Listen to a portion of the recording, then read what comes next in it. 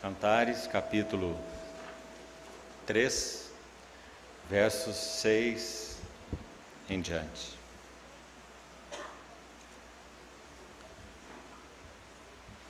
Que é isso que sobe do deserto como colunas de fumo, perfumado de mirra e de incenso e de toda sorte de pós aromáticos do mercador? É a liteira de Salomão. 60 valentes estão ao redor dela, dos valentes de Israel. Todos sabem manejar a espada e são destros na guerra. Cada um leva a espada à cinta por causa dos temores noturnos. O rei Salomão fez para si um palanquim de madeira do Líbano. Fez-lhe as colunas de prata, a espalda de ouro e o assento de púrpura, e tudo interiormente ornado com amor pelas filhas de Jerusalém. Saí, ó filhas de Sião, e contemplai ao rei Salomão com a coroa, com que sua mãe o coroou no dia do seu desposório, no dia do júbilo do seu coração.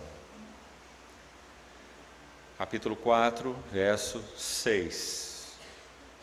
Antes que refresque o dia e fujam as sombras, irei ao monte de mirra e ao outeiro do incenso.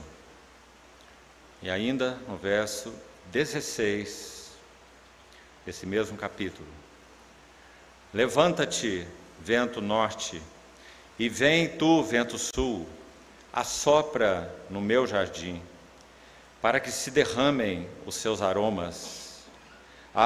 Venha o meu amado para o seu jardim, e coma os seus frutos excelentes. Já entrei no meu jardim, minha irmã, noiva minha, colhi a minha mirra com a especiaria, comi o meu favo com o mel, bebi o meu vinho com o leite. Comei e bebei, amigos, bebei fartamente, ó amados. Vamos orar.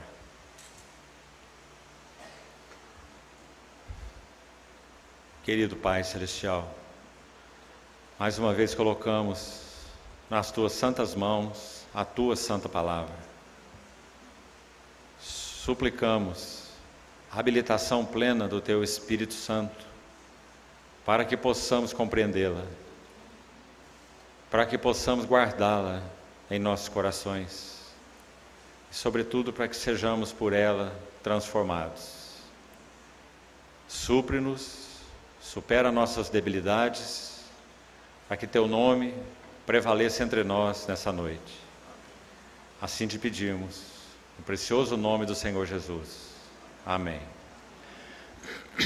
Meus queridos irmãos, nós temos dividido esse livro de Cântico dos Cânticos em 3 grupos de 2 sessões cada grupo. E o primeiro grupo, ou as primeiras 2 sessões, falam ou descrevem um amor imaturo. As 2 sessões seguintes, 3 e 4, descrevem o amor em ascensão. Vamos ver hoje alguns detalhes sobre esse segundo grupo. E a última sessão conjunta, terceiro grupo, descreve o amor maduro. Então, para os irmãos que não estiveram aqui ontem, nós podíamos fazer nova projeção, inicialmente, desse quadro, para podermos vislumbrar um pouco do que está aí. Essas 2 primeiras sessões, como vimos ontem, a descrição de um amor imaturo, com aquelas características todas que vimos ontem. Confio que, de alguma maneira, o Senhor possa ter guardado algo no coração dos irmãos, já que, para o final daquelas 10 características, pelo menos 10, que são mencionadas sobre a noiva, nessa primeira sessão do amor imaturo da noiva, nós tivemos que avançar um pouco mais rapidamente sobre elas. mas estão aí disponíveis para os irmãos poderem rever, meditar, orar, considerar aos pés do Senhor. São características que sem dúvida expõem muito o nosso coração debaixo da graça do Senhor, já que o propósito do Senhor ao expor os nossos corações, assim como o dela, essa noiva, foi exposto, nunca é nos envergonhar. O livro de Hebreus diz que o Senhor não se envergonha de nos chamar irmãos, dizendo: a meus irmãos declararei o teu nome. Então, todas as vezes que o nosso coração é exposto diante da graça de Deus, só há um objetivo: é que nós possamos ver como Ele vê, para que não sejamos iludidos ou auto-iludidos, autoconfiantes, autossatisfeitos. Então, louvado seja o Senhor pela capacidade que Ele tem de expor os nossos corações, sem nos envergonhar, pelo contrário, nos chamando e nos estimulando para que avancemos para um amor maduro e para uma plena união. Então, são pelo menos 10 características que nós buscamos compartilhar ontem pela noite. Nesse segundo grupo, sessões 3 e 4, os irmãos vejam que o foco muda. O foco agora, não antes. O foco agora é o noivo. E aí nós vamos entrar em alguns detalhes com a ajuda do Senhor nessa noite. Já que no primeiro grupo o foco não era o noivo. No primeiro grupo o foco era a noiva, porque ela está autocentrada. Por isso nós lemos o capítulo 2, verso 16, uma chave nessa primeira sessão, em que ela vai dizer, veja aqueles dois pronomes possessivos ali. Capítulo 2, verso 16, o meu amado é meu e eu sou dele. Então, embora ela mencione a ele, ele está ali como algo que ela possui, e não como algo que ele possui com relação a ela. Então ela é autocentrada. Nós vimos também nessa primeira sessão que ela está ali num leito de viçosas folhas. Esse assunto se repetirá na próxima sessão. De alguma maneira ela está ali confortável naquele leito, ela não se preocupa, ela não tem a preocupação do noivo pastor, o noivo rei pastor, assim ele é apresentado nesse livro, noivo rei pastor. Ela não tem a preocupação que ele tem com as raposinhas. E quanto à experiência espiritual, ouça isso com atenção. Quanto à experiência espiritual, nós estamos seguros em dizer que aquelas raposinhas representam as pequenas coisas do mundo. Por isso o diminutivo é usado. Não é dito apanhar raposas, mas é dito apanhar raposinhas, que devastam os vinhedos, ou o vinhedo, porque diz o rei, noivo, pastor, nossa vinha está em flor. Ou seja, se essas raposinhas, pequenas coisas do mundo, pequenas concessões, pequenos comprometimentos, pequenas associações com o mundo, pequenas, coloquemos entre aspas, satisfações de desejos carnais, coisinha aqui, outra coisinha ali, distrações com relação a ouvir a voz mansa e suave, embora penetrante, do ensino da unção interior, que instala no nosso homem interior aquelas 3 luzes, a nossa consciência no nosso coração, aquela luz verde dizendo prossiga, fale, vá, esteja ali, faça isso, ou então aquela luz amarela que diz tome cuidado, preste atenção, ou então aquela luz vermelha que diz cale-se agora, pare agora, saia agora. Quando deixamos de ouvir essas suaves e pequenas comunicações do Espírito Santo, nós estamos deixando de apanhar raposinhas que devastam os vinhedos. Por isso João, numa expressão tão bonita, 1 João capítulo 2, verso 20, ele diz assim, vós todos possuís a unção que vem do santo, e todos tendes conhecimento, sendo que a palavra lá não é gnosis, não se refere a esse conhecimento, que às vezes é usado inclusive no sentido positivo na Bíblia, até para o conhecimento de Deus, mas naquele caso ali, a palavra exata, na língua original é percepção, porque não é gnosis, uma outra palavra que se refere à percepção. Então a unção que vem do santo e que permanece em nós e que nos ensina a respeito de todas as coisas e que é verdadeira, ela é capaz de nos dar verdadeira percepção espiritual das coisas que agradam o Senhor, que conferem com o Senhor, que significarão avanço com o Senhor, ou aquelas que significarão o contrário: contaminação, corrupção, retrocesso. Mas muito interessante, como vimos, a noiva não se preocupa de maneira mínima com isso. Quando ela ouve, já destacamos para os irmãos que essa voz do capítulo 2, verso 15, não é voz da esposa, é voz do esposo, do noivo. Embora na sua Bíblia aí você possa ter um subtítulo diferente, é bom que você ignore, porque quem faz essa solicitação é o noivo. Ele é que está preocupado com as raposinhas. Então ele está dizendo: apanhai-me, está vendo? As raposas, as raposinhas que devastam vinhedos. Mas qual é a resposta dela? Uma ignorância total a respeito do significado e do dano, do perigo dessas raposinhas. O que ela tem a dizer é: meu amado é meu, ou eu sou do meu amado e o meu amado é meu. Ele pastoreia entre os lírios, como que dizendo: eu sei onde ele está. Quando eu quiser eu posso sair do meu leito de viçosas folhas e encontrá-lo. Ele está à minha disposição. Sabe, meus irmãos, que cuidado que temos que ter com esse que colocamos por último. Há um aspecto em que o Senhor não está à nossa disposição. Você compreende isso? Há um aspecto em que nós não o encontraremos quando nós quisermos, mas nós os encontraremos se estivermos alinhados com o seu coração. Então, quando ele diz para ela: apanhe as raposinhas, essa era a preocupação. Na experiência espiritual, como estávamos falando, sem dúvida, essas raposinhas representam essas pequenas coisas do mundo. Quando avançarmos na sessão de hoje, vamos adiantar isso para termos o quadro completo, nós vamos ver que ela de novo está em um leito confortável. Já despi a minha túnica, já lavei os meus pés, hei de sujá-los outra vez, não é o que ela diz? Então ela perde o noivo novamente, mas agora o motivo é outro. Se você ler, prestar atenção, estudar com cuidado, você vai ver a diferença entre o capítulo 2 e o capítulo 4. No capítulo 4 é de novo um leito confortável, ela perde de novo o amado, mas o motivo não são raposinhas, não são pequenas coisas do mundo.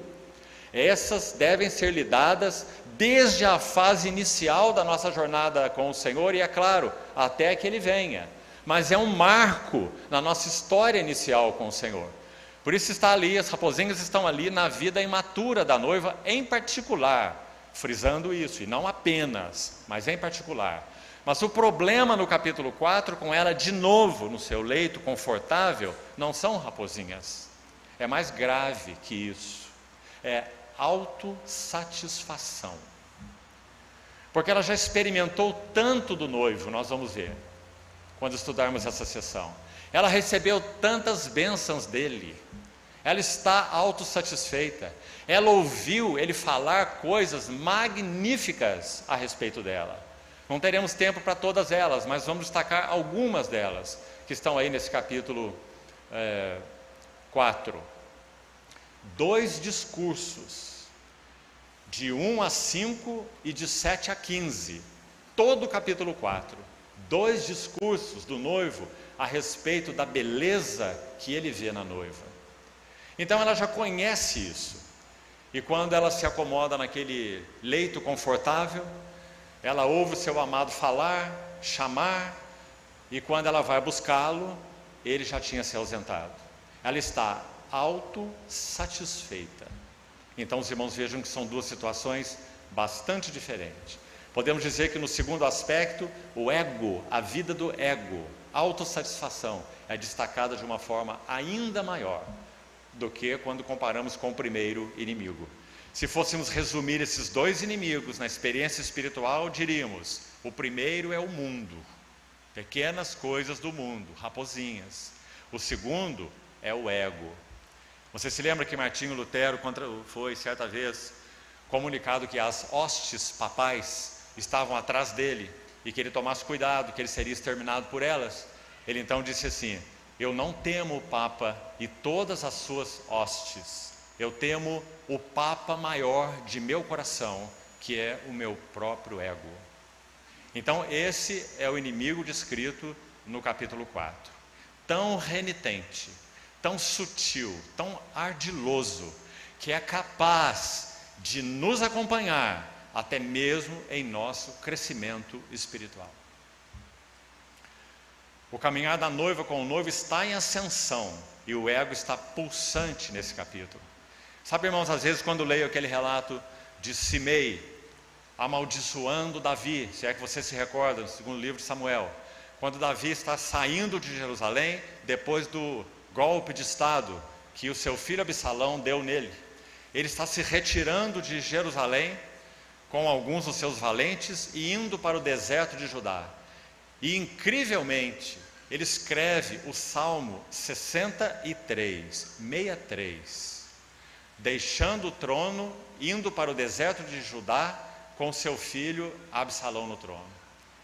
E ele começa o Salmo dizendo assim: ó Deus, Tu és o meu Deus forte, eu te busco ansiosamente, minha alma tem sede de Ti, meu corpo te almeja numa terra árida, exausta e sem água.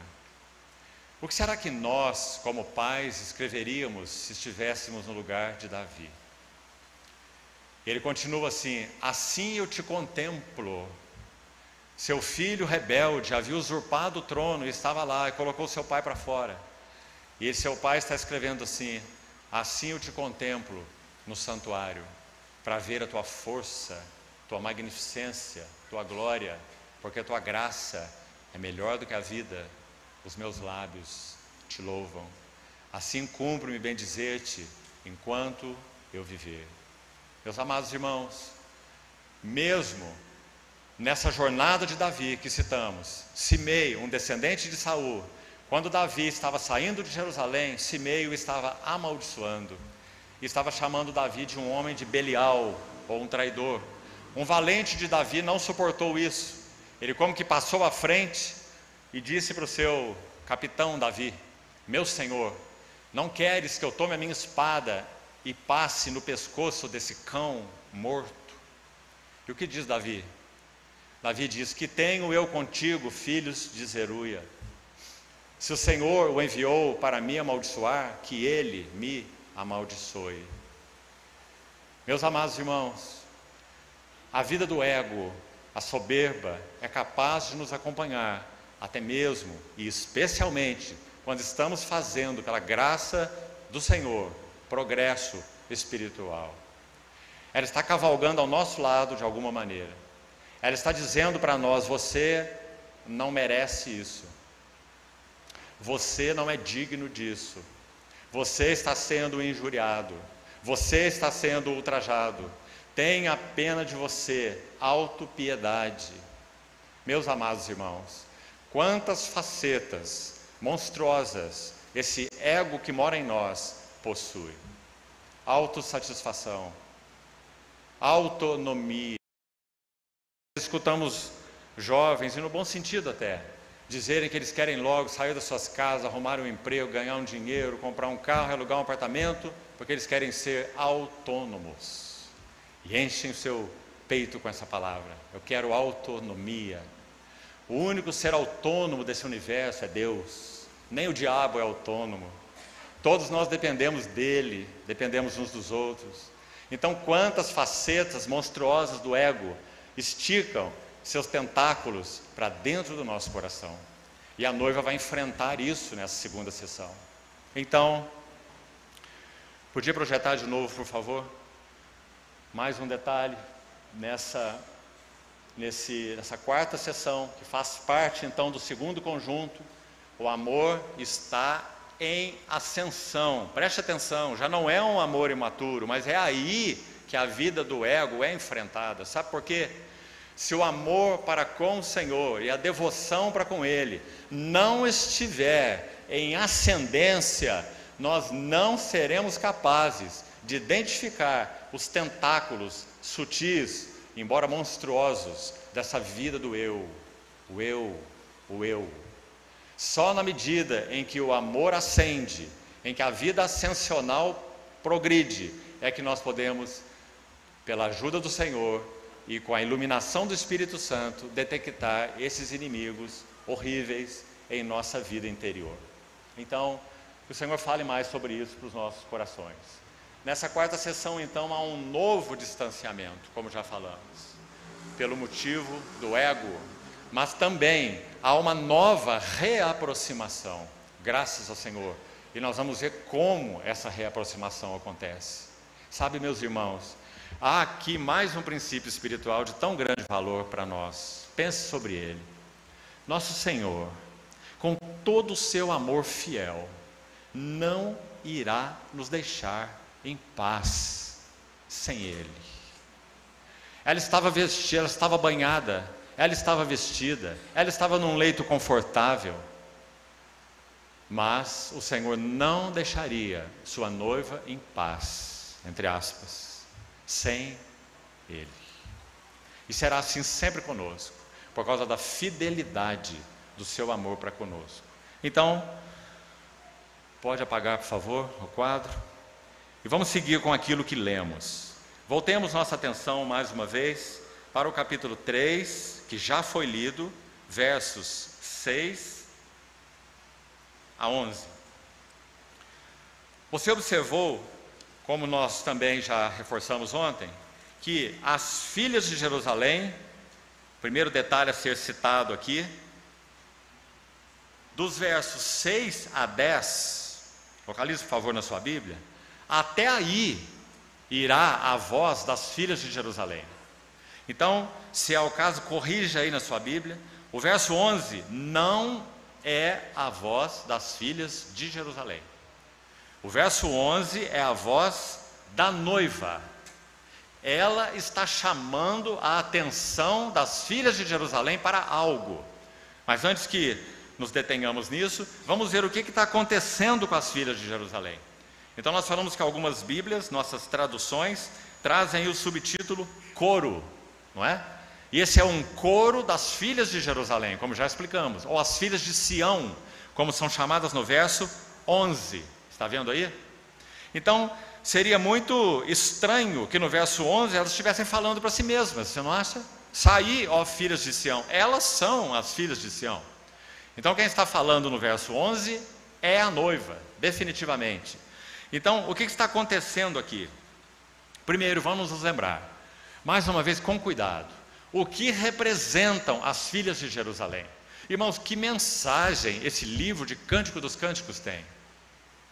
Ah, sim, sem dúvida, espiritualmente falando, e não é tanto uma questão da palavra em si, porque se você for, um parênteses aqui, se você for ao Apocalipse, você vai ver, por exemplo, a expressão para João, no final do livro do Apocalipse, vem, mostrar-te-ei a noiva. Vem, mostrar-te-ei a noiva. Quem é ela? A esposa do Cordeiro. E quem João vê? Uma cidade nupcial, a Nova Jerusalém, sem dúvida composta de todos os santos. Você concorda? E ela é chamada de noiva, a esposa do Cordeiro. Então não é tanto a questão das palavras, é questão do fato espiritual. É claro que a noiva difere das filhas de Jerusalém. E é evidente no livro de Cântico dos Cânticos que as filhas de Jerusalém não são estranhas. Elas conhecem o noivo.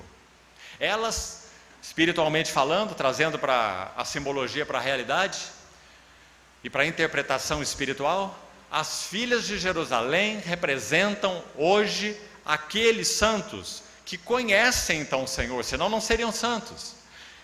Eles temem ao Senhor, mas eles não têm sido atraídos pela glória do Senhor. Têm sido atraídos por outras coisas. E há tantas coisas que têm atraído a atenção de todos os santos. Então, as filhas de Jerusalém não são atraídas pelas glórias do noivo. Não estão focadas nele mesmo. Elas são capazes, já que estamos interpretando a figura delas, olhe para o texto de 6 a 10 que acabamos de ler. Elas são capazes de olhar para essa cena. Quem é que está subindo do deserto? Parece que elas vão fazer um louvor, uma honra ao noivo, não é? Ele é o centro, o rei Salomão, o noivo aqui. Mas o que elas têm a dizer?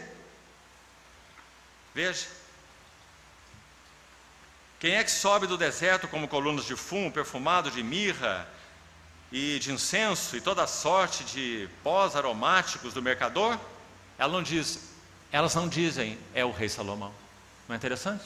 Elas dizem, é a liteira de Salomão. E você vai ver por que elas dizem a liteira de Salomão. Sabe por quê? Porque são elas que enfeitaram essa liteira com o trabalho cuidadoso delas. Então lá vem aquela liteira que nós enfeitamos. Olha a nossa obra lá.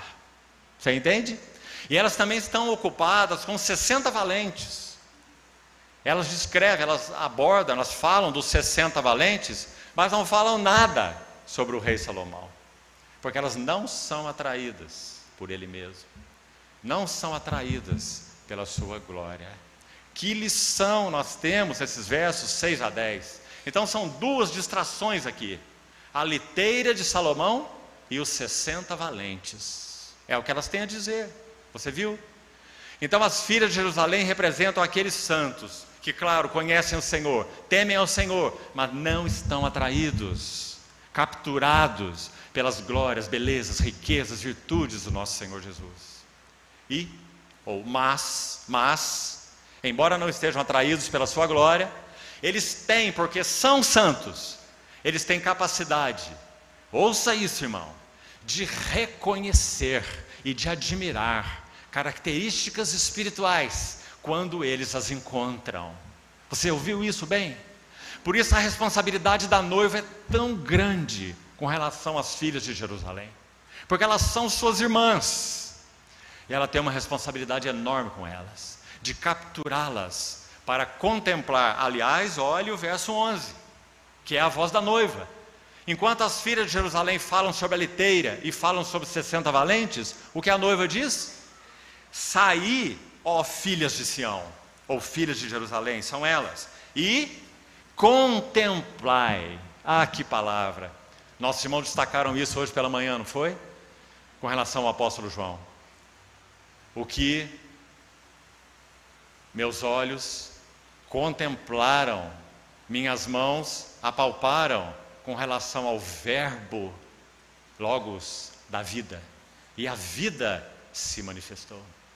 E nós a temos visto, e dela, não das suas coisas, não das suas bênçãos, não da sua liteira, não dos seus 60 valentes, mas dela damos testemunho. A vida eterna que estava com o Pai nos foi manifestada. E isso escrevemos para vocês, para que vossa alegria seja completa. Ah, meus queridos irmãos, nós só teremos alegria completa quando contemplarmos o rei Salomão na sua glória. Aquele que está sentado à destra da majestade nas alturas. Sublime ocupação. Nós estamos sendo treinados aqui, porque virá o dia em que nós o contemplaremos face a face, e nós seremos semelhantes a Ele, porque então haveremos de vê-lo como Ele é. Enquanto estamos aqui sendo treinados nessa bendita contemplação, qual deve ser a nossa oração? Contemplai o rei Salomão com a sua coroa. Meus irmãos, quanto mais o dia do Senhor se aproxima, mais essa será a nossa mais urgente necessidade. Guerras, carestia, pestes. Olha os dias que nós estamos vivendo, meus irmãos. Será que não temos acordado ainda? Vai alta a noite, vem chegando o dia. Deixemos as obras das trevas, revistamo-nos das armas da luz. Andemos dignamente como em pleno dia, para que aquele dia não nos apanhe de surpresa. Contemplai o rei Salomão com a sua coroa. Meus irmãos, parece que no início da nossa jornada cristã, e é compreensível isso, tomo a liberdade de dizer que também ocorreu comigo, quando era jovem, desesperado por conhecer o Senhor e sua palavra, os primeiros assuntos que estudei foram as epístolas. Queria conhecer teologia, revelação bíblica, Romanos, o Evangelho do apóstolo Paulo, com toda a sua beleza, glória, Efésios, mistério de Cristo com a sua igreja, Colossenses, a glória do rei coroado, Cristo as primícias, o supremo, o central, Hebreus, a glória da carreira cristã, da jornada cristã. Mas irmãos, na medida, não que esteja errado em si, nada de errado, mas na medida em que as nossas vidas avançam com o Senhor, de alguma maneira, em um dado momento, o Espírito Santo nos chama uma profunda atenção para os evangelhos. Mateus, Marcos, Lucas e João. Por quê? Porque o glorioso e eterno Verbo, que estava com Deus e que é Deus, ele se faz carne e habita entre nós. A pessoa que nós estaremos contemplando por toda a eternidade sem fim, será a pessoa descrita nos 4 evangelhos. E eu não sei, tenha toda a liberdade de discordar comigo, mas eu acho que, sobretudo, a coisa que nós não teremos lá, diante dele, é monotonia. Nós estaremos vendo mais as belezas, as riquezas, as glórias, as virtudes daquele que é infindável. O Evangelho das insondáveis riquezas de Cristo. E meus irmãos, o mar não cabe em um dedal. Nós somos criaturas e nós sempre seremos criaturas. Mesmo quando estivermos na presença dele, nós ainda seremos vasos limitados diante de quem ele é. Então você esteja feliz, porque nós continuaremos crescendo no conhecimento de Cristo por toda a eternidade, mas sem esgotá-lo, porque ele é inesgotável. E quero sugerir para você, não me faça nenhuma pergunta depois da reunião, por favor, que nós também estaremos crescendo no serviço a ele e uns aos outros. As 7 bênçãos, ou uma bênção sétupla, mencionada em Apocalipse 22. Os seus servos o servirão. Escute bem, por toda a eternidade, serviço. Se você não serve hoje, será que servirá lá? Seus servos o servirão. Contemplarão, está vendo, irmão? Não é só agora, não é só aqui, é por toda a eternidade. Contemplarão a sua face. Não haverá mais maldição, nem morte, nem pecado, nem dor. E mais, nós nunca mais ofenderemos o nosso Senhor Jesus. Nunca mais. Porque nós teremos corpos como o dele, segundo o poder que ele tem de até mesmo subordinar a si todas as coisas. Ele transformará o nosso corpo de humilhação. Por mais que avancemos espiritualmente, nosso corpo ainda será um corpo de humilhação. Mas será transformado para ser igual. Igual é a palavra que Paulo usa em Filipenses 3. Igual ao corpo da sua glória. Bendito seja o Senhor. Então essa era a nossa atividade. E nós já estamos sendo treinados nela aqui e agora. Por isso, saí, filhas de Sião. Saí, cristandade. Deixem de olhar para a liteira, para o que vocês fizeram para ele, porque vocês bordaram um tecido precioso e colocaram aí no seu assento, na espalda. E interiormente ornada essa liteira com o trabalho manual das filhas de Jerusalém. Elas estão admirando sua própria obra. E os 60 valentes.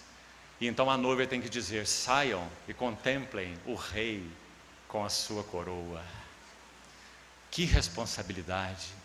Se o Senhor, pela sua bondade, só pela sua bondade, ele tem concedido algo a nós, da visão de sua glória, nós temos muita responsabilidade com as filhas de Sião. Que sejamos bênção de alguma maneira para elas, que possamos ajudá-las nas suas distrações, Mas para isso, nós temos que ser tratados nas nossas distrações. As raposinhas têm que ser apanhadas. Nada pode ter permissão de se interpor entre a face do Senhor e a nossa face. Nada. Dessas coisas. Por favor, não ponha essas notas na gaveta. Semeie essas sementes no teu jardim fechado, para que elas frutifiquem para o teu Senhor, na sua vida relacional com Ele.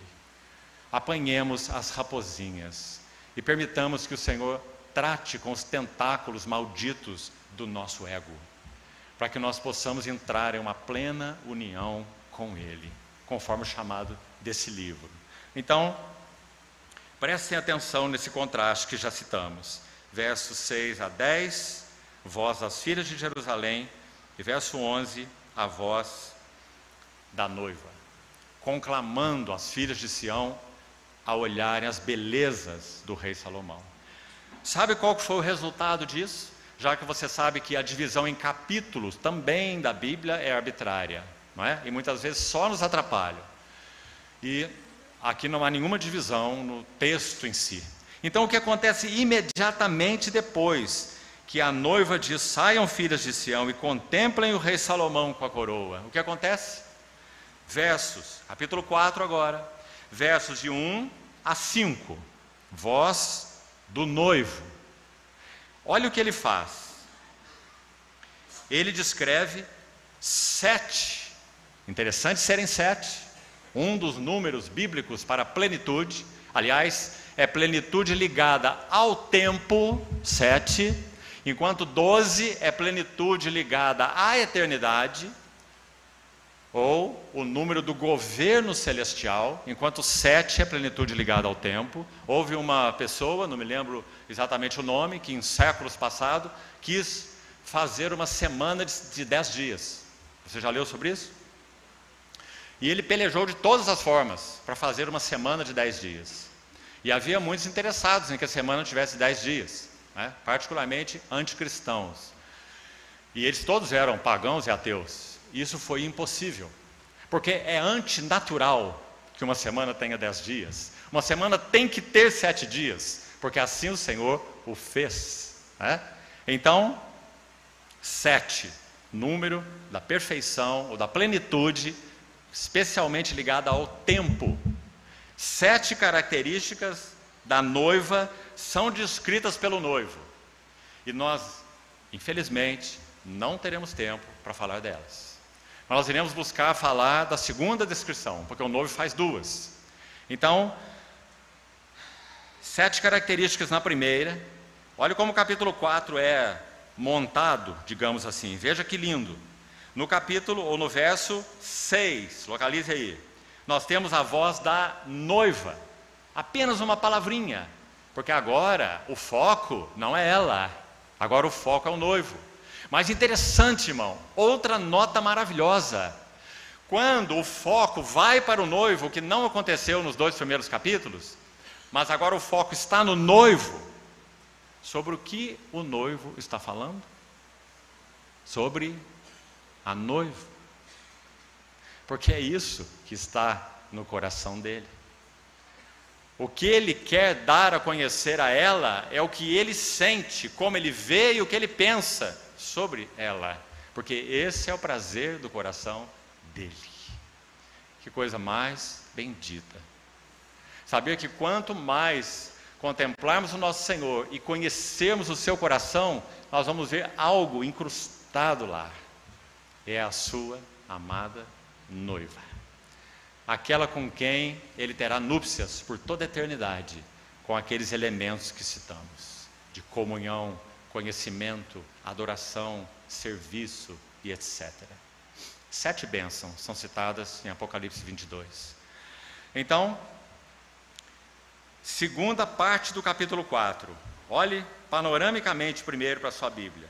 Verso 7 inicia novamente a voz do noivo. E essa voz vai até o verso 15. 7 a 15. E são mencionadas mais características sobre a noiva. Agora são 5. Então, se você reunir as 2 descrições, veja que interessante, nós temos 12. Mais uma vez. 12 características que mostram o prazer e a apreciação que o noivo tem na sua noiva. Ele descreve coisas realmente deslumbrantes, que quando lemos, somos postos de joelho, porque só mesmo o Senhor, com aquele seu olhar que passa pelo derramamento de seu precioso sangue, pela entrega de seu coração, poderia descrever a noiva assim, quando nós olhamos para nós mesmos e conhecemos o que somos. Então ele descreve a noiva 2 vezes. Ainda antes de entrar em alguns detalhes da segunda descrição, por que ele faz isso? Porque agora ele dá essas palavras de profunda apreciação e de profundo prazer nela, e descreve esse prazer para ela, para que ela veja, para que ela sinta, para que ela experimente, para que ela entre no prazer que ele tem por ela. Por que ele faz isso? Porque aquela voz foi ouvida no final do capítulo 3, o verso 11. Quando a noiva chama a atenção das filhas de Sião e dizem: contemple o rei com a sua coroa. Isso satisfaz tanto o coração do rei, porque até então ela não havia dito isso. O que ela havia dito é: meu amado, ou eu sou do meu amado. Não, meu amado é meu, a primeira voz. Meu amado é meu. Isso é o que ela tinha para dizer, não é? Autocentrada. Mas agora ela chama atenção para o rei coroado. Então ele demonstra o prazer que ele tem nela, porque a atenção dela foi capturada. Meus irmãos, todo o desejo do nosso Senhor Jesus, hoje, no seu trono, é chamar a nossa atenção para Ele.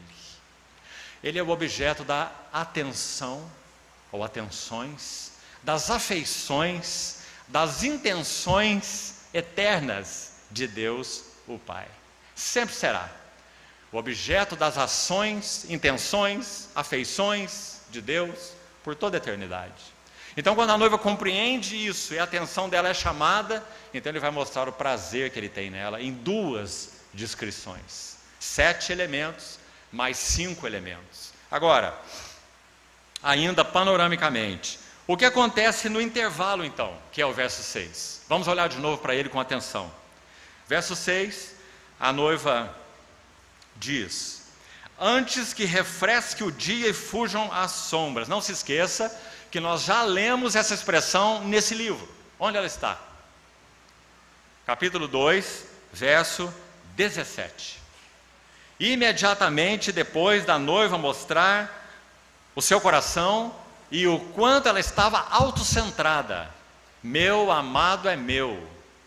Imediatamente depois ela diz, capítulo 2, verso 17: antes que refresque o dia e fujam as sombras. Volta. Está vendo? Localizou aí? Agora leia o capítulo 4, verso 6. Antes que refresque o dia e fujam as sombras, irei. Que nota singular essa. Porque agora ela compreendeu que o seu amado a está chamando para algo mais, que o amor de seu amado é constrangedor e a chama para uma vida ascensional. Mas o impressionante é que mesmo quando ela entra de alguma maneira, e nós vamos ver isso hoje e ainda amanhã, ela entra e ascende, progride nessa vida ascensional, ela ainda cai na caverna do ego, ou nos tentáculos do ego, naquele seu leito confortável, e perde de novo o Senhor. Mas sem dúvida, o amor dela e a devoção dela estão aqui ascendendo, por causa dessa chave do capítulo 3, verso 11, que já citamos. Contemplai o rei com a sua coroa. Então, a primeira coisa importante aí nesse verso, ou nos versos que estamos contrastando, olhe de novo, 2:17 e 4:6, o volta lá e o irei aqui. Mais um contraste muito interessante.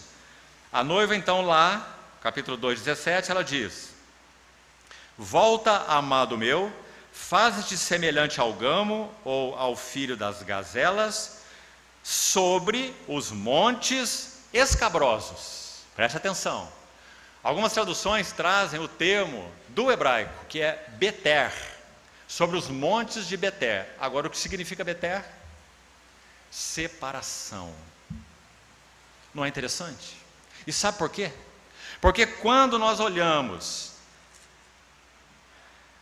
o mesmo clamor no verso final do livro, por favor, vá lá comigo, capítulo 8, olha o que é dito, verso 14. De outra forma, mas a mesma nota, vem, não é? Lá no capítulo 2, 17, lemos, volta. Então aqui no 8,14, o último verso do livro diz, vem depressa, amado meu, faz-te semelhante ao gamo ou ao filho da gazela. Está vendo as mesmas palavras? Mas agora olhe, que saltam sobre os montes aromáticos. Ou seja, no capítulo 2, a noiva está experimentando Beter, montes escabrosos, ou montes de separação. Mas no final do livro, ela está experimentando montes aromáticos, porque agora ela está em plena união, em gozo, em descanso, em desfrute e também em expectativa, já que nunca chegaremos na nossa história com o noivo aqui na terra, assim como a simbologia deixa claro, nós não chegaremos a um ponto final, não que eu tenha já obtido a perfeição, mas uma coisa faço, deixando as coisas que para trás ficam e avançando para as que diante de mim estão, eu prossigo para o alvo e não um dos alvos. O alvo da ascensional vocação de Deus em Cristo Jesus. E todos que somos adultos tenhamos o mesmo sentimento. E se pensares de outra maneira, Deus vos esclarecerá. Disse Paulo, Filipenses capítulo 3. Então aí estão esses contrastes tão bonitos. Agora tem mais ainda nesse verso interessante. Capítulo 4, verso 6 ainda. Para onde essa noiva vai? Os irmãos se lembram, recordando o que falamos ontem, que quando o noivo diz no capítulo 2, que enfatizamos 2 vezes, no verso 10, olhe de novo, levanta-te, querida minha, formosa minha, e vem.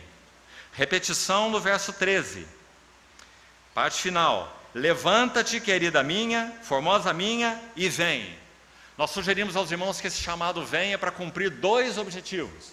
O primeiro está claro na carga que o noivo tem para que a noiva seja atenta, diligente e apanhe as raposinhas, como nós já citamos, está aí no verso 15 do capítulo 2, essa é a primeira carga, vem, porque a vinha é descrita nesse livro como vinha do noivo, e ele chama a noiva para o seu serviço, como nós também mencionamos que é uma das características da noiva nesse livro, chamada para comunhão, chamada para pureza de vida, chamada para serviço, né? Devoção. Então, para compartilhar com o noivo do seu serviço, é uma das características do seu chamado. Então ele diz, vem, e assim interpretamos, vem cuidar de nossa vinha, e apanhe as raposinhas que devastam os vinhedos, enquanto nossa vinha está em flor.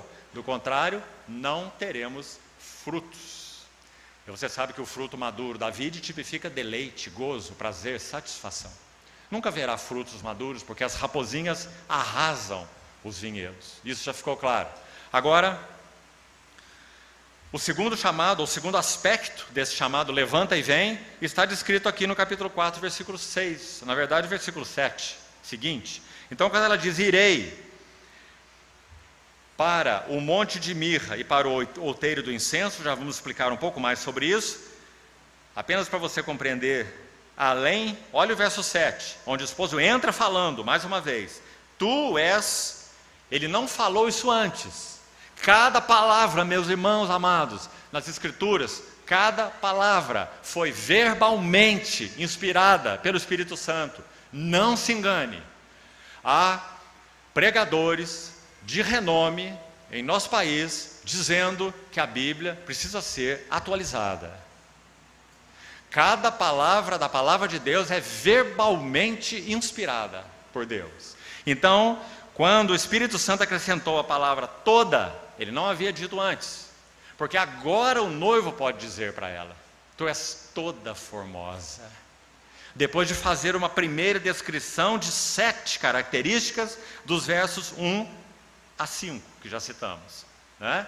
E vai fazer uma outra descrição dos versos 7 a 15, como também já falamos. 2 sessões maravilhosas, ponto de vista do noivo com relação ao apreço e o prazer, 2 coisas, apreço e prazer, que ele tem na noiva.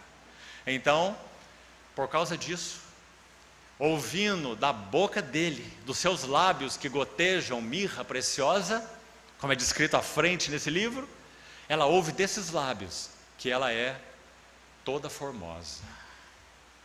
Então, ele chama essa toda formosa para quê? Para onde ela vai então? Preste atenção. Vem, mais um vem no verso 7, capítulo 4, verso 7. Tu és toda formosa, querida minha, e em ti não há defeito.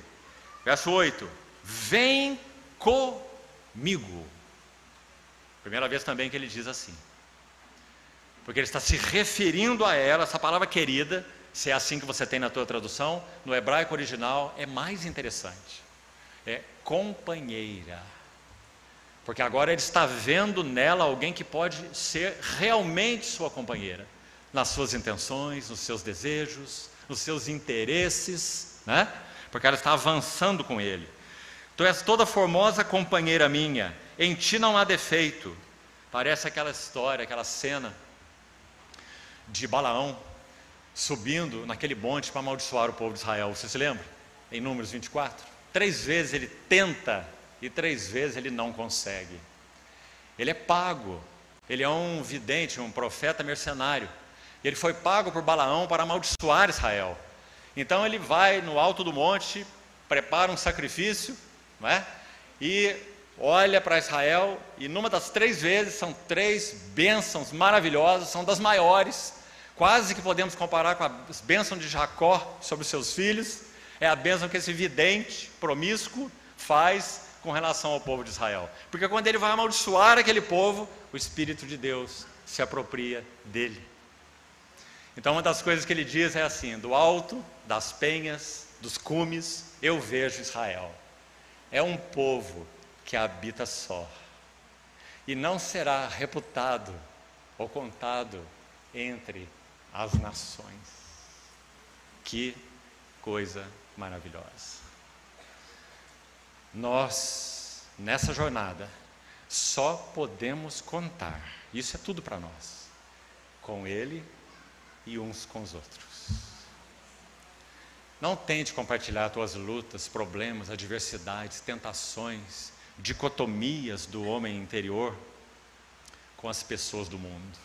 Você só vai ouvir barbaridades. Você só vai ouvir autoajuda.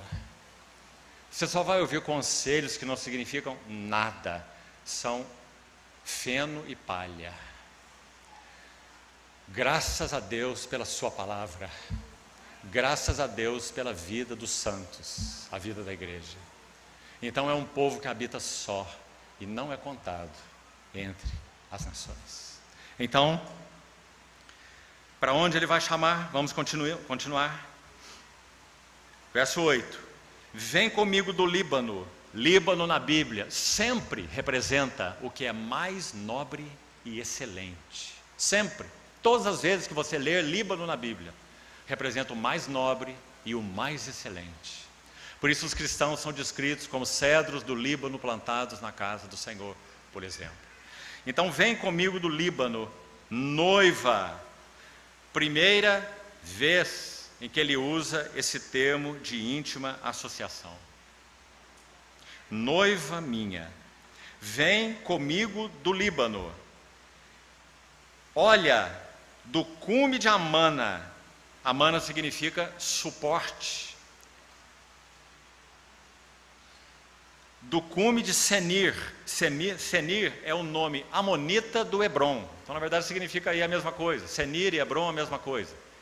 Senir, que no amonita significa neve, já que o Hermon tem, pelo menos a maior parte do ano, o seu cume nevado, né?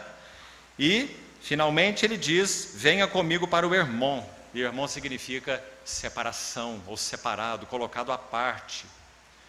Que lindas figuras! Mas não só isso. Ele diz para que ela venha com ele e então tenha a sua visão a partir desses cumes, né? Onde estão, olha aí, os covis dos leões. Que figura interessante, irmão.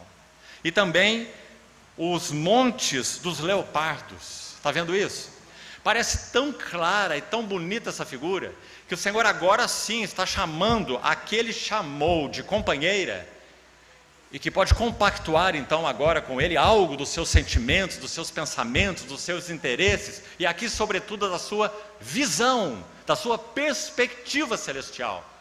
Então ele chama: vem comigo do Líbano e sobe, vem para o cume de Senir, de Amana, de Hebron, e vem para a cova, os covis dos leões, desde o monte dos leopardos. O que significa isso? É óbvio que se refere simbolicamente a inimigos espirituais. É tão claro na Epístola aos Efésios. Nossa luta não é contra carne e sangue, mas sim contra principados e potestades, dominadores deste mundo tenebroso, hostes espirituais do mal nas regiões celestiais. Por isso revistamo-nos de toda a armadura de Deus. Então ele está chamando a noiva para ver como ele vê, da perspectiva celestial. E não só isso. Há uma obra tão bonita que eu gostaria de indicar para você. Não sei se está disponível em português ainda, acho que não. É uma obra de Eric Sauer, que se chama O Triunfo do Crucificado. Uma obra maravilhosa, onde ele vai mostrar o significado. Veja que título interessante que ele deu a essa obra. Um crucificado, naturalmente, é um derrotado, não é? O triunfo do crucificado. Então ele está chamando a noiva para essa perspectiva, para que ela veja os triunfos do crucificado, desde os covis dos leões. O diabo anda ao derredor, rugindo como um leão, procurando alguém para devorar. Resistirem firmes na fé. E do monte dos leopardos, que linda figura. É dito que, se não me engano, foi a visita de Sparks, foi feita para o irmão D.L. Moody, sem dúvida o maior evangelista do século XIX. E quando Sparks, ainda jovem, entrou na sala, no escritório de Moody, ele viu uma placa na mesa dele que dizia: olhe sempre para baixo. E Sparks ficou bastante impressionado com aqueles dizeres. Então ele perguntou ao irmão: nós não devemos, como cristãos, sempre olhar para cima e não olhar para baixo? E Moody então respondeu assim: depende do ponto de observação onde você está. Se nós estamos assentados com Ele nos lugares celestiais, nós sempre olhamos para baixo. Sempre da perspectiva do nosso Senhor a respeito do significado de todas as coisas. A vida, o mundo, os bens, a igreja, perspectiva celestial.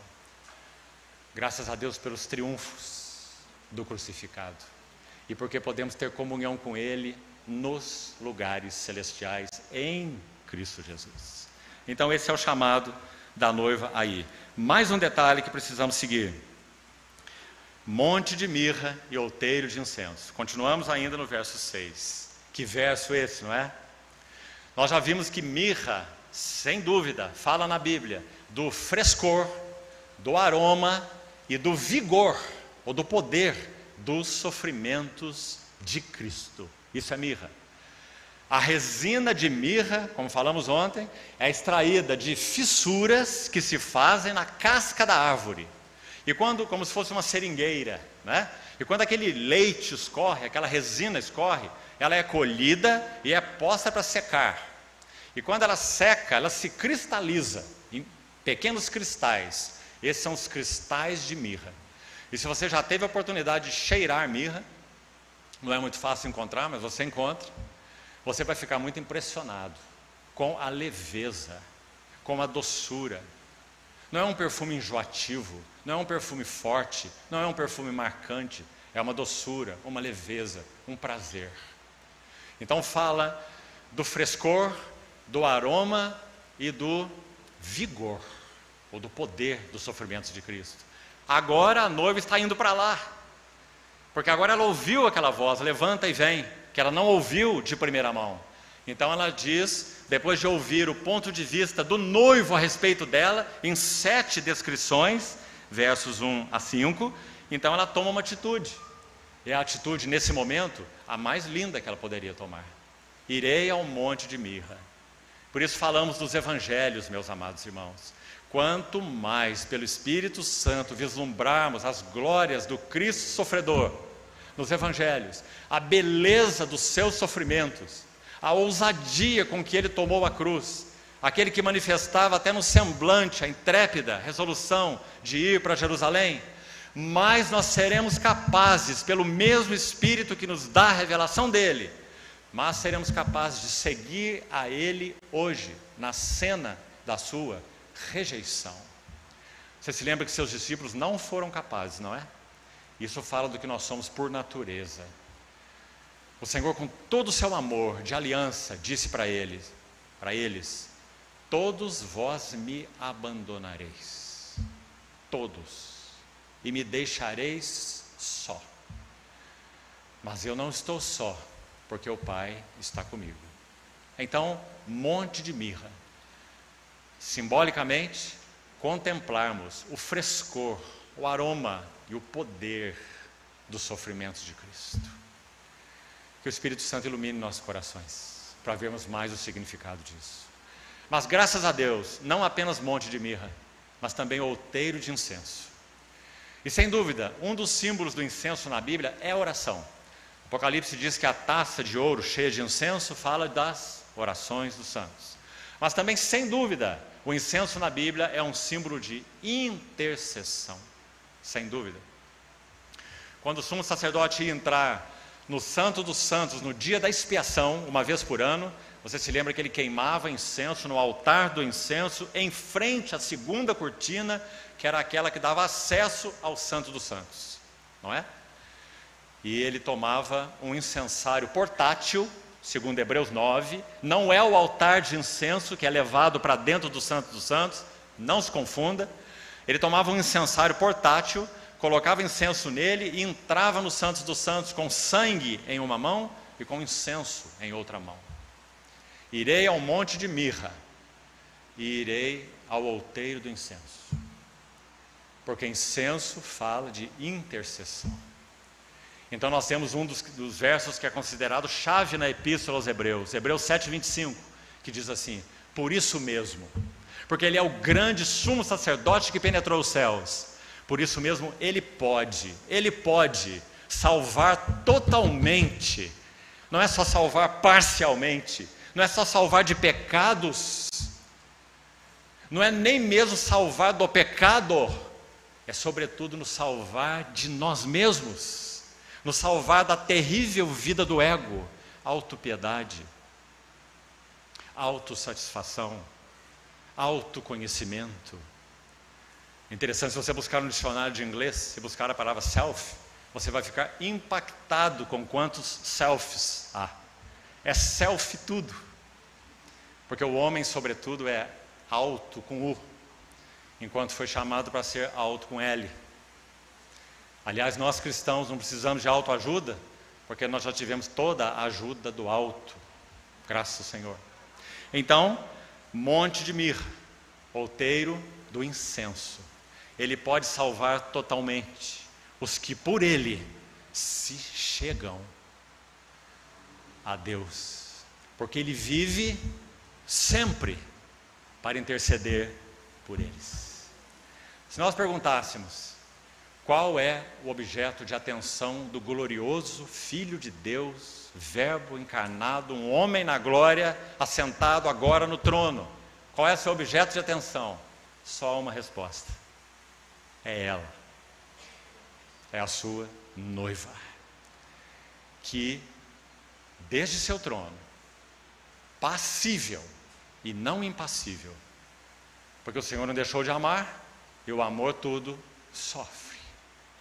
Então, nosso Senhor no trono ainda sofre. Por quê? Porque ele ainda não tem ao seu lado aquela que ele separou para isso, sua noiva. Nosso Senhor no seu trono ainda tem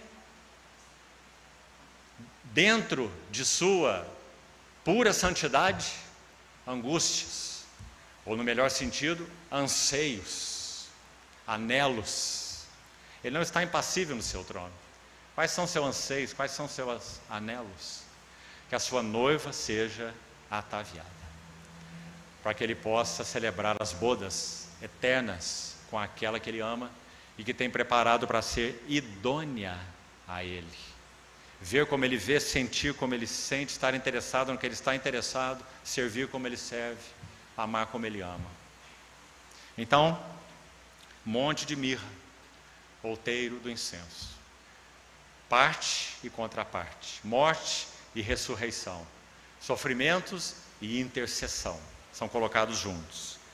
Agora, meus irmãos, teremos que então deixar as 7 características da noiva descritas na primeira sessão aí do capítulo 4, versos 1 a 5, mas eu gostaria de avançar com os irmãos para algumas características da segunda descrição. Podemos extrair daqui alguma coisa. Vamos lá.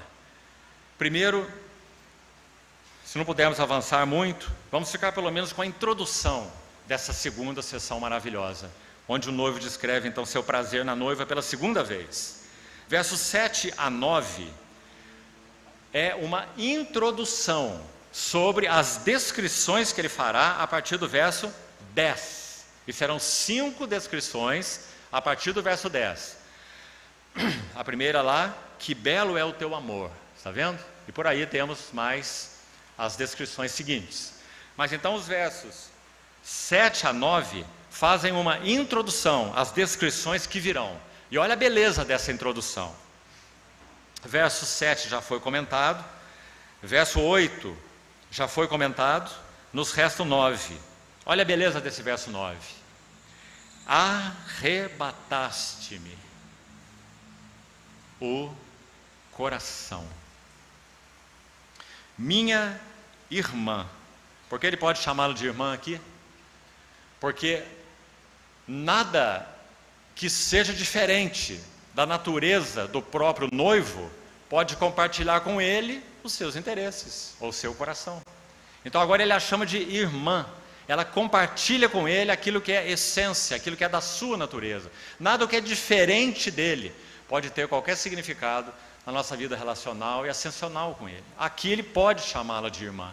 Ele não faz isso nas outras sessões. Então você observa que cada detalhe que é acrescentado, o detalhe querida companheira, o detalhe noiva, o detalhe irmã, você está vendo? 3 palavras aí adicionais nós vimos hoje. Cada uma delas mostra o avanço e a jornada ascensional da noiva. Companheira, noiva, irmã. Agora a ênfase que gostaria de dar aqui, meus amados irmãos. Arrebataste-me o coração.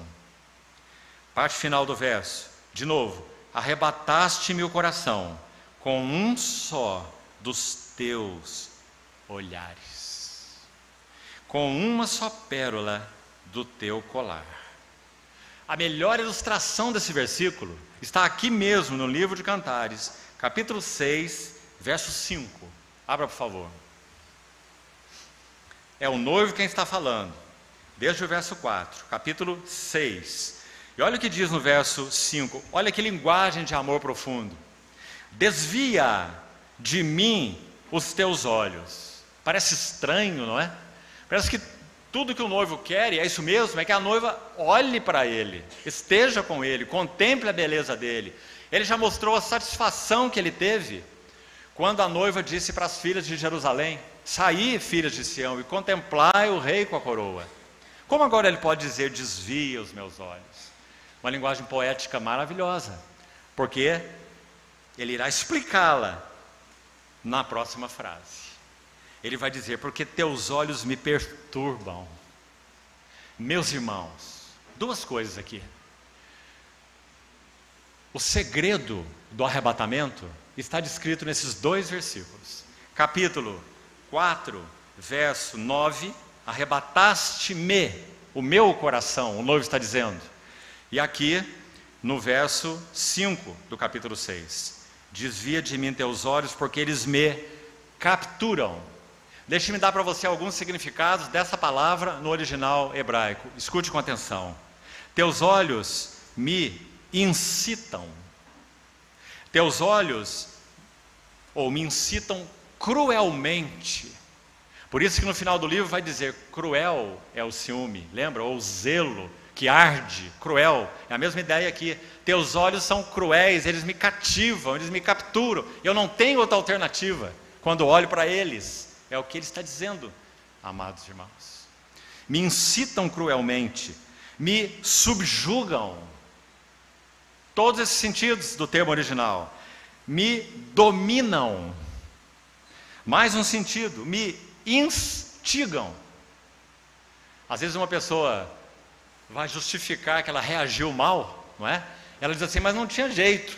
Eu fui basicamente instigado a fazer isso, não é? A falar dessa maneira, a agir dessa maneira, a responder dessa maneira. E esse é um dos sentidos do termo original. O noivo está dizendo para a noiva, teus olhos me instigam. Mais ainda, teus olhos me importunam. Nós diríamos assim, me tira a paz, não é? Na linda linguagem poética. Sim, meus irmãos, nosso Senhor, por um lado, não está em paz no seu trono, em um aspecto. Ele aguarda, ele está ansioso, ele está anelante, para que aquilo que ele executou na cruz seja cumprido plenamente em nós, pelo Espírito Santo, porque o Espírito e a noiva dizem, vem. Então, o último sentido, e esse para mim é o mais lindo, teus olhos me apressam. Teus olhos me apressam. Meus irmãos, aí está o segredo do arrebatamento.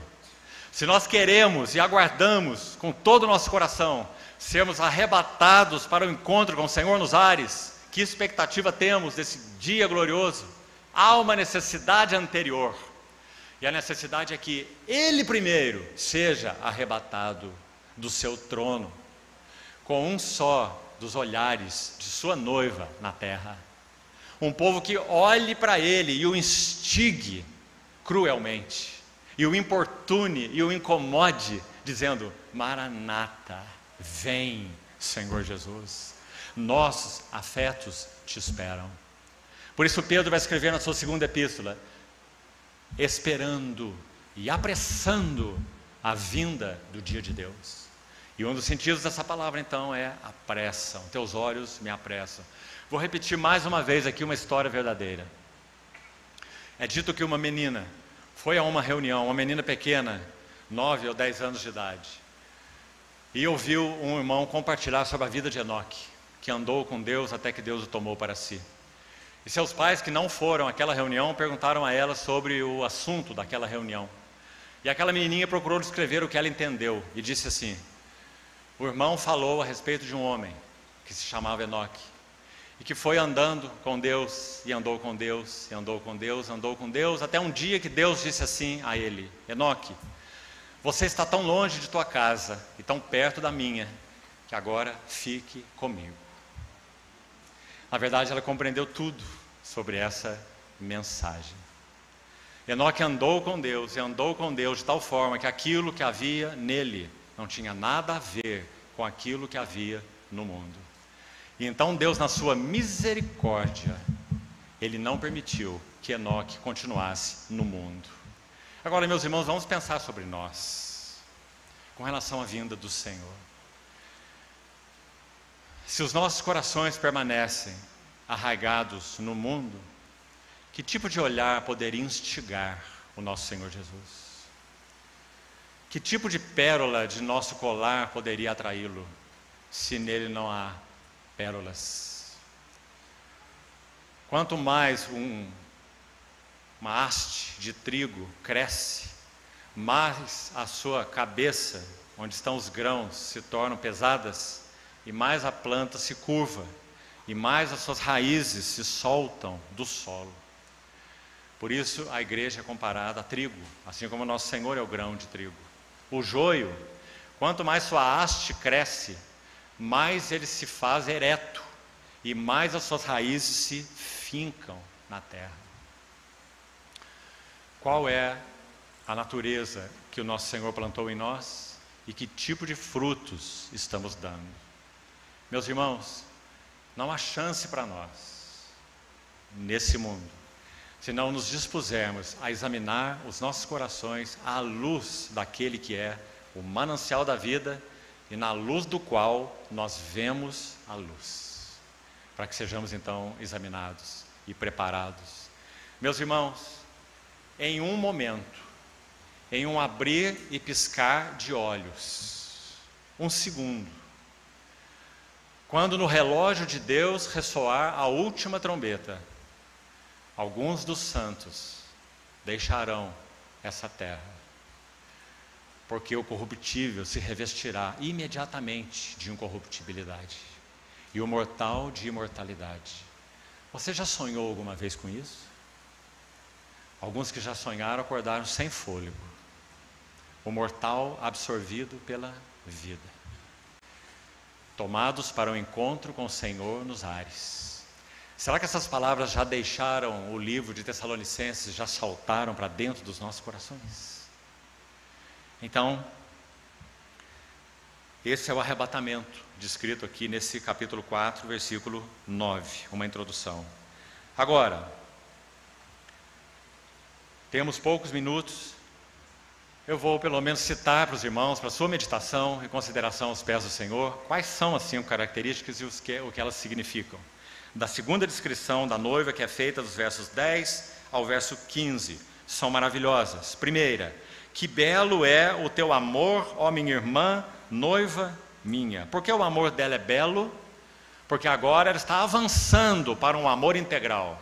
Por causa daquela chave que nós lemos no capítulo 3, verso 11.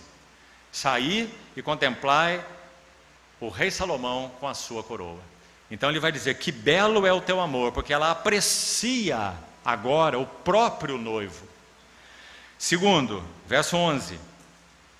Os teus lábios, noiva minha, destilam mel.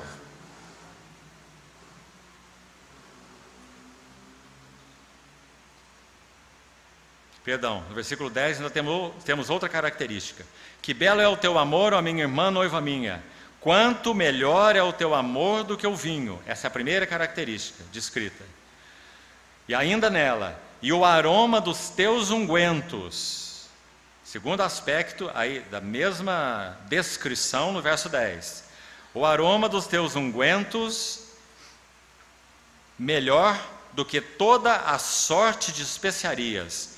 Porque o rei a descreve assim e mostra o prazer nela usando essa linguagem? Porque ele diz que o aroma que ele exala dela é melhor do que todas essas especiarias. Porque ele tem nela o seu objeto de fragrância. Exalam dela para ele aquilo que lhe dá prazer. Então aí a primeira descrição, uma dupla. Que belo é o teu amor, primeira ênfase. E segunda ênfase, o aroma dos teus ungüentos, que exalam para ele, para o noivo rei. Segunda descrição, verso 11 agora então.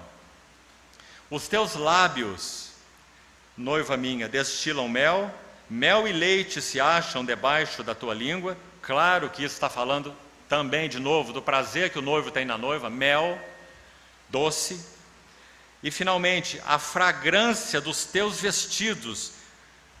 Queria colocar uma ênfase aqui, porque vestidos na Bíblia sempre falam daquilo que é público, óbvio, aquilo que é externo, aquilo que todos veem. Não é aquela túnica interior, mas é o vestido exterior. Então nosso Senhor está louvando e dizendo que prazer que Ele tem na sua noiva, por causa da fragrância, presta atenção na palavra, fragrância dos teus vestidos, interpretando na linguagem espiritual. O Senhor está dizendo que os hábitos dela, está dizendo que os comportamentos dela, está dizendo que a conversação dela é para Ele um aroma agradável. Então sondemos nosso coração, nossas conversações, nosso comportamento, nossos hábitos, é disso que fala os vestidos. Então a fragrância dos vestidos, que linda linguagem, meus amados irmãos. Esqueça essa dicotomia que tanto é feita aí, do homem interior e o homem exterior. Esqueça isso. Nós fomos chamados para uma vida integral. Se não há realidade profunda de amor e devoção a Cristo no homem interior, não haverá essa fragrância nos vestidos. E, colocando do outro lado, impossível que esses vestidos manifestem algo que agrade ao Senhor, se não há uma realidade interior de amor e devoção a Ele. Mas elas têm que ser compatíveis.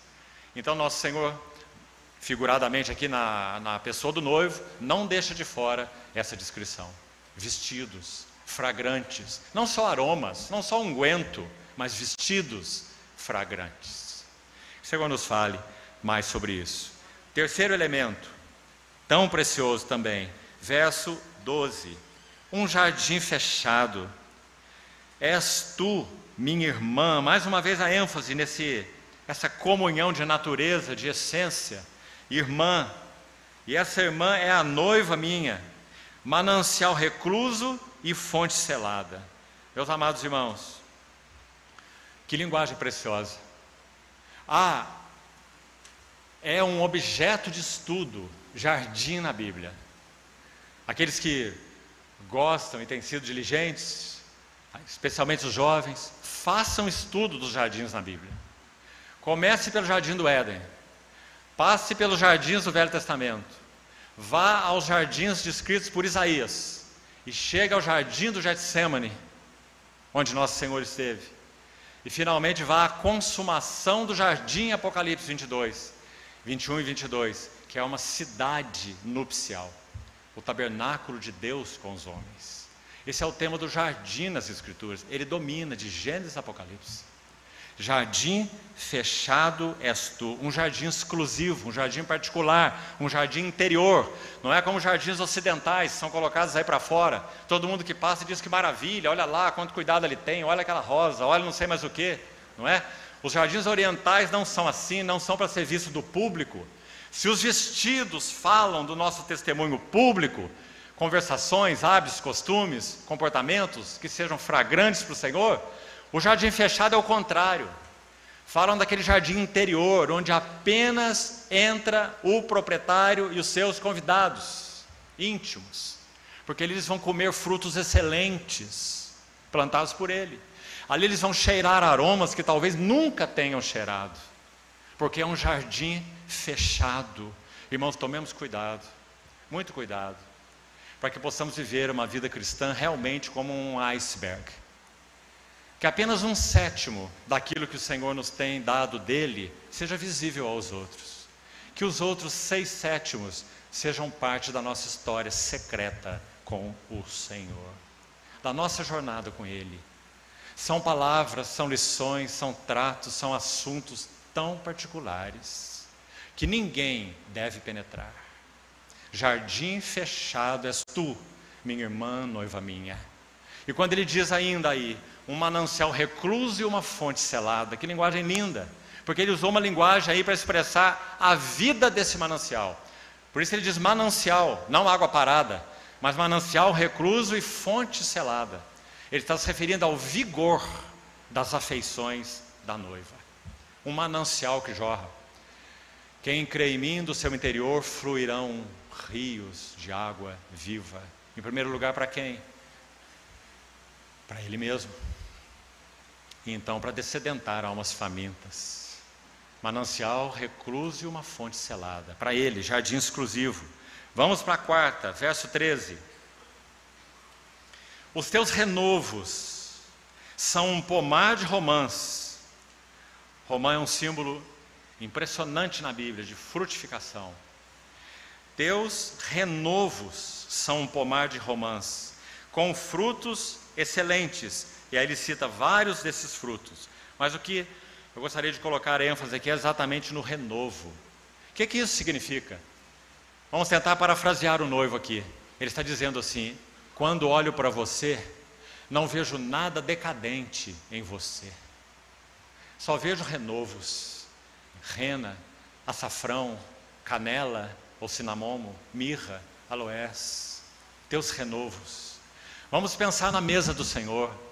Quando nós nos reunimos, nosso Senhor no centro, a sua mesa posta diante de nós, seu amor manifestado, contemplando a Ele, o que Ele tem que encontrar em nós? E certamente, se é assim, Ele encontrará em nós renovos. Nada é decadente. Nós não vamos falar, não temos que falar com Ele sobre nossos pecados. Nós não temos que ficar olhando para dentro de nós encabrunhados. Eu sou, eu não sou, eu fiz, eu não fiz. Nós estamos contemplando o Rei com a sua coroa. Estamos adorando o nosso Senhor, porque nós somos dele e Ele é nosso.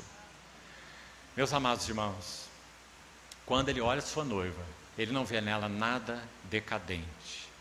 O renovo de Davi vê em sua noiva renovos. Que sejamos assim para Ele. O que mais é dito aí, finalmente? Número 5, quinta característica, no verso 15. És fonte dos jardins. Primeiro ela é um jardim fechado, e agora ela é uma fonte dos jardins, um poço de águas vivas, torrentes que correm do Líbano. Lembra, o que é mais nobre e o que é mais excelente? Líbano, torrentes. Meus irmãos, o livro de Cantares seria bem estudado à luz do Salmo 45.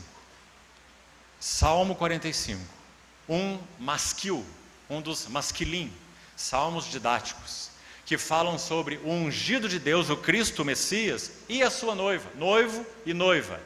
Tema de Cantares, tema do Salmo 45. De boas palavras transborda o meu coração. Ao Rei consagro o que compus. A minha língua é como a pena de um habilidoso escritor. Quando ela diz, de boas palavras transborda o meu coração, a palavra original ali é ferve, borbulha. Ferve, borbulha meu coração. Por isso, ao Rei consagro o que compus. Ela vai descrever nesse capítulo tão maravilhoso, até o verso 10, se não me engano, 10 ou 11, características do Rei. E uma das coisas que ela diz é: todas as tuas vestes recendem mirra e aloés. Então, do que fala fonte de jardins, do que fala poço de águas vivas, do coração da noiva transbordando de afeições. É assim que Ele a vê. Agora então, finalmente, e vamos concluindo com esses 10 minutos. Se você voltar de novo, por favor, seus olhos aí para o livro de Cantares, nós vamos nos deter e concluir com os versos 4, 16, capítulo 4, verso 16, e capítulo 5, verso 1, porque no verso 2 do capítulo 5, para te localizar aí novamente, nós iniciamos a quarta sessão. E como você já está vendo então, não falaremos nada sobre ela. E considerando essa tarde, irmãos, diante do Senhor, o encargo desse encontro no que concerne a mim, posso dizer que o Senhor deixou claro ao meu coração que nós iremos amanhã entrar nas 12 características do noivo, que são descritas pela noiva aqui no capítulo 5 do livro de Cantares, que ainda está na quarta sessão, ou seja, nós não estudaremos o último par de sessão, que vai falar sobre plena união, sobre plena maturidade. Não será possível nessa sessão, porque creio que o Senhor tem algo a nos falar nessas 12, e são 12 características do noivo, nesse capítulo 4. Então pedirei aos irmãos que lessem, de hoje para amanhã, várias vezes, esse capítulo 5, versos 10 a 16. Capítulo 5, versos 10 a 16. 12 características dos lábios da noiva, descrevendo esse seu amado noivo. Então, esperamos no Senhor que nós possamos fazer isso amanhã. Então, para encerrar hoje, voltemos lá. Capítulo 4, verso 16, há algo aqui muito especial e maravilhoso. Primeiro, a noiva sabe que os testes virão. Então ela diz assim, no verso 16, depois que o noivo a descreve com tanto prazer e com tanta apreciação, que nós já vimos. Então o que ela tem a dizer? Ele disse para ela: você é um jardim fechado, a minha noiva. E então ela vai dizer: levanta-te, vento norte, e vem tu, vento sul. Ela sabe que o vento norte virá, porque não há como ele não vir. E ela sabe que o vento sul também virá. Agora, um pouco do contexto. Com relação a Israel, geograficamente, todo vento norte traz o frio do norte e encontra o calor do deserto. Resultado? Tempestade. Então, o vento norte tipifica tribulações. Sempre virão, estão aí. Provações, privações, perdas, decepções, sofrimentos. A noiva sabe que eles virão. Mas, irmãos, há uma contraparte: vento sul. Vento sul, especialmente quando pensamos em Jerusalém como centro, que é o centro desse poema, de Cântico dos Cânticos, o vento sul vem do deserto de Negev. E é uma brisa morna, suave, que convida alguém para esticar uma rede e descansar naquela brisa morna. Vento sul, que fala do que então? Prazer, satisfação, descanso, paz. Ela sabe que o vento norte vai soprar, mas ela sabe que o vento sul vai soprar. E aqui já temos uma lição tão maravilhosa.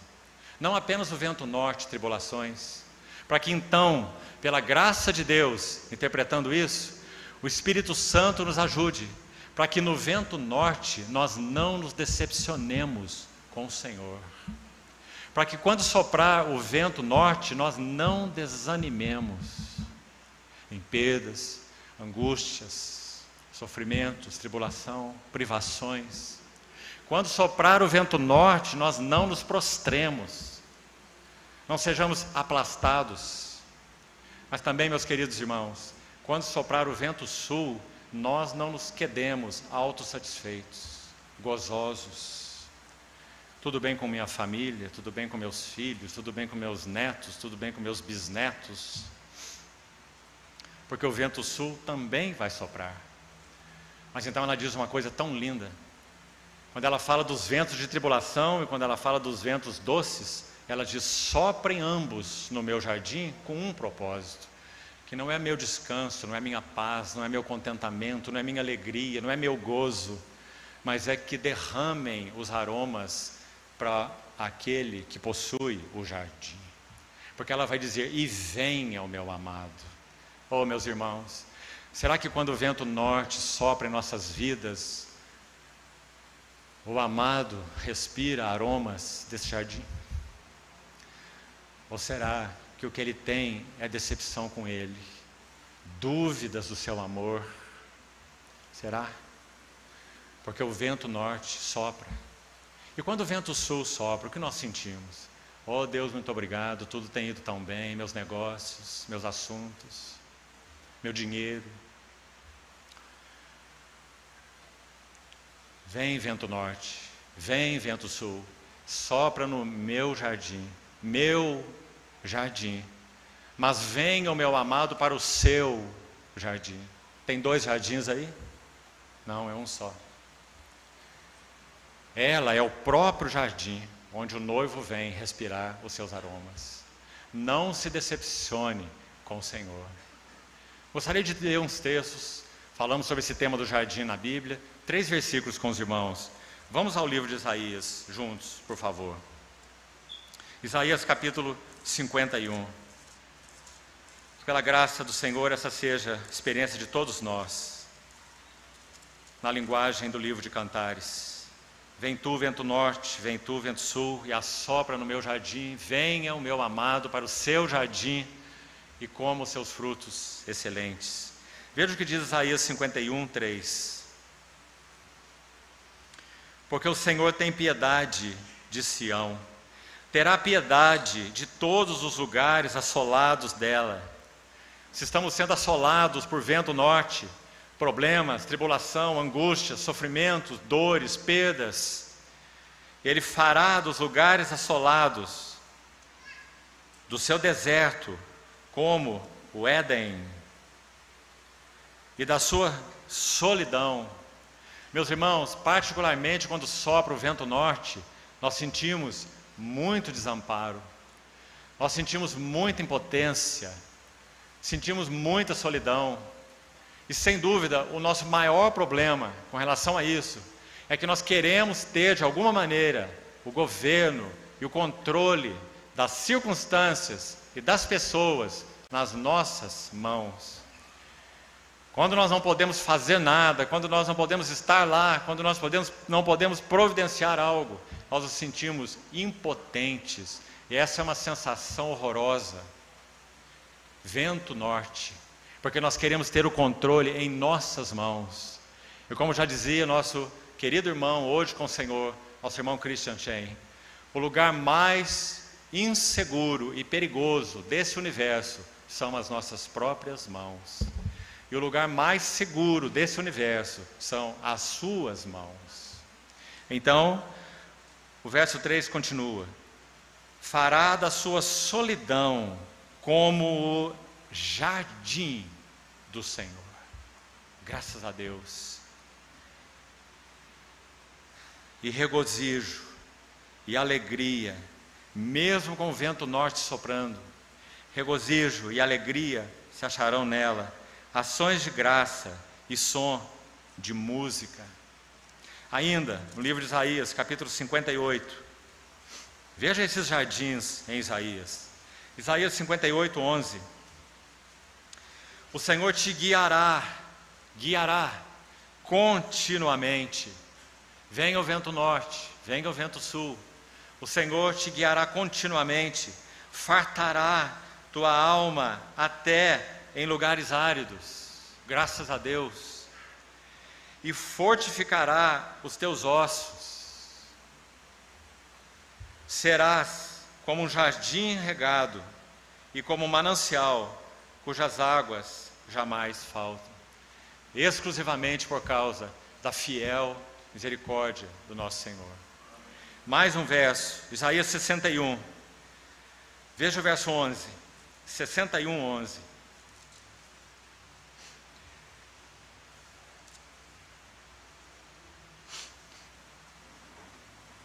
Porque como a terra produz os seus renovos, e como o jardim faz brotar o que nele se semeia, assim o Senhor Deus fará brotar a justiça e o louvor perante todas as nações.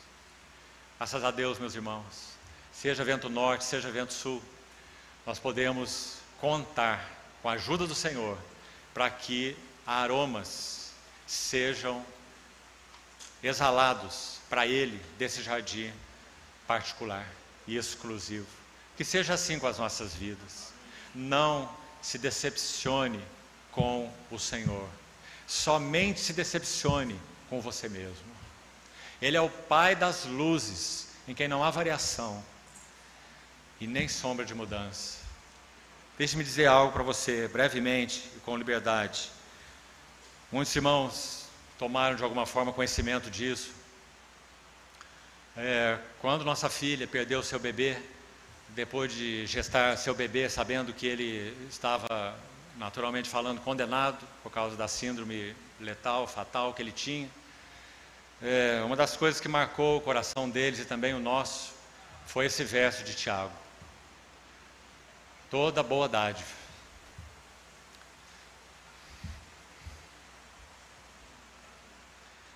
e todo dom perfeito. Essa criança tinha todos os tipos de anomalias. Toda boa dádiva.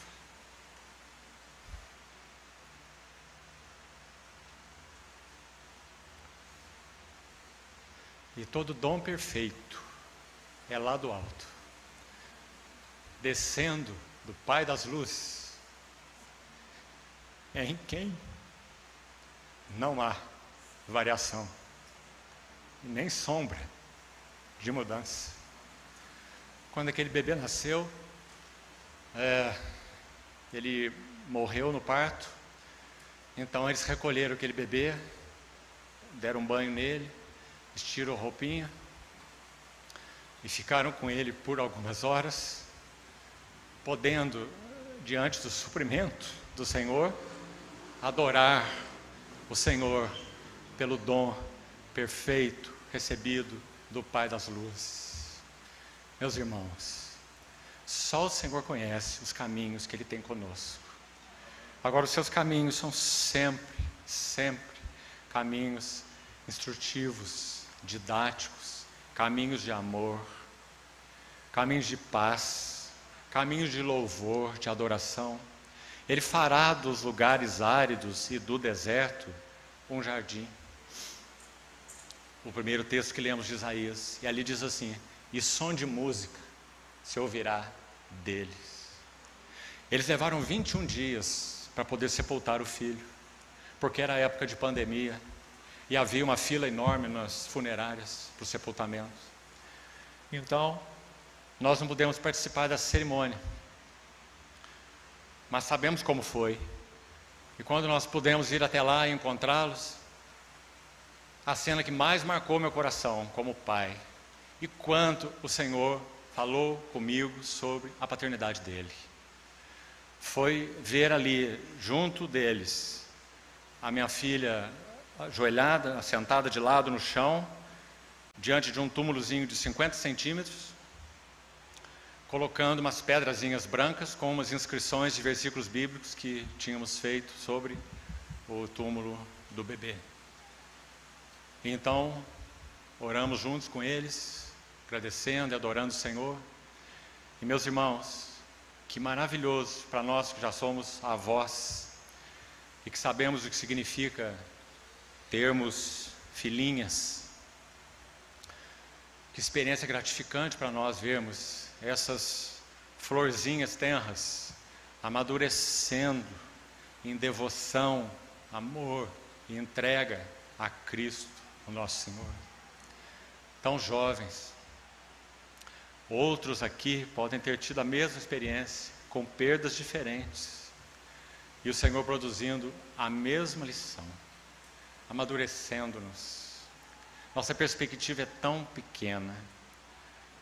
Nós queremos interpretar a eternidade pelo tempo. O Senhor interpreta o tempo pela eternidade. O Senhor nos ajude nisso, meus amados irmãos. Então, concluindo, e precisamos terminar mesmo. Quando a noiva faz esse chamado, venha meu amado para o seu jardim e coma seus frutos excelentes, aí no capítulo 4, verso 16, e o verso 1 do capítulo 5, né, que encerra essa sessão terceira, vamos lê-lo e vamos concluir. Ele vai responder a ela, o esposo, e vai dizer: já entrei. Veio o vento norte, veio o vento sul, assoprou no jardim, derramaram-se os aromas, graças ao Senhor, e o noivo vai dizer: eu já entrei no meu jardim. Minha irmã, mais uma vez, minha noiva, colhi a minha mirra. Por que mirra está primeiro? Que coisa mais linda, irmãos. Se a mirra fala do frescor, do aroma, dos sofrimentos dele, como já falamos, agora a noiva tem mirra no seu próprio jardim, para ele. Não é maravilhoso? Ela tem aquilo que Paulo chama em Filipenses 3, assim: deveras considero tudo como perda por causa da sublimidade do conhecimento de Cristo Jesus meu Senhor, por amor do qual perdi todas as coisas, as considero como refúgio para ganhar a Cristo, ser achado nele, não tendo justiça própria que procede da lei, senão a justiça que é baseada na fé, para o conhecer e a comunhão dos seus sofrimentos. A noiva está começando a participar da comunhão dos seus sofrimentos. Ela tem mirra em seu jardim. Nós temos tido mirra em nosso jardim? Ou será que só temos canela? Canela. A canela é um aroma excelente também, mas é enjoativo, é forte. Temos mirra em nosso jardim? Colhi minha mirra com a especiaria, comi o meu favo de mel, bebi meu vinho com leite. Agora uma nota aqui, preste atenção. O final do verso 1 não é a voz do esposo. As duas últimas frases é a voz da esposa. É ela que responde assim, o que diz assim: comei e bebei, amigos, bebei fartamente, ó amados. Ela é quem convoca para esse seu jardim, onde sopraram esses ventos. Então, que resultados nós temos aqui para terminarmos? Desse vento norte e desse vento sul soprando nesse jardim. Quais são os resultados?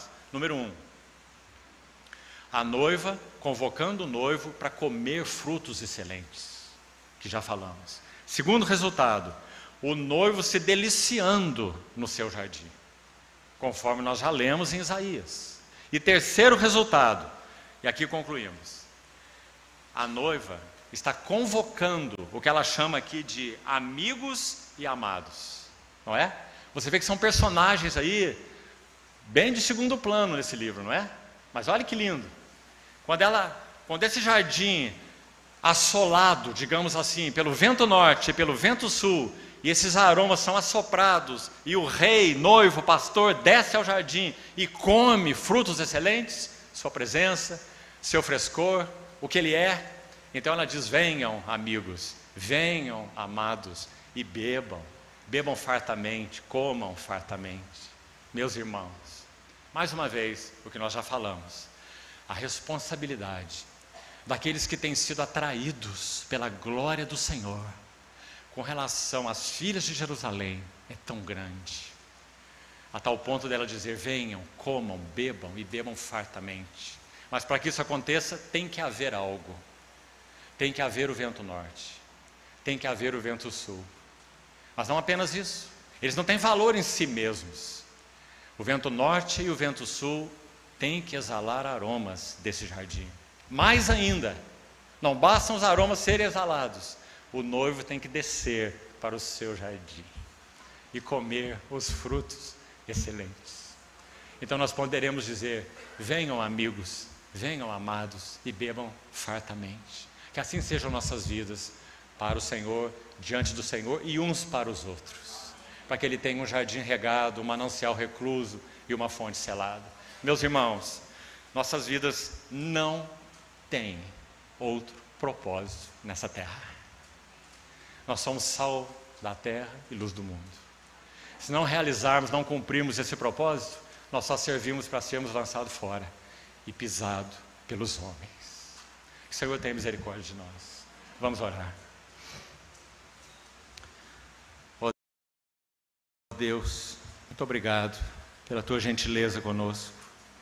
Obrigado pelas tuas mãos, obrigado pelo teu amor, obrigado pela tua perseverança, obrigado pela tua aliança. Prossegue, Senhor, em nós, realizando aquilo para o que o vento norte e o vento sul sopram. Não nos permita decepções contigo e nem autossatisfações. Desfrute os teus aromas excelentes através de nossas vidas. Te pedimos, Senhor, por tua graça. Em nome do Senhor Jesus, oramos. Amém.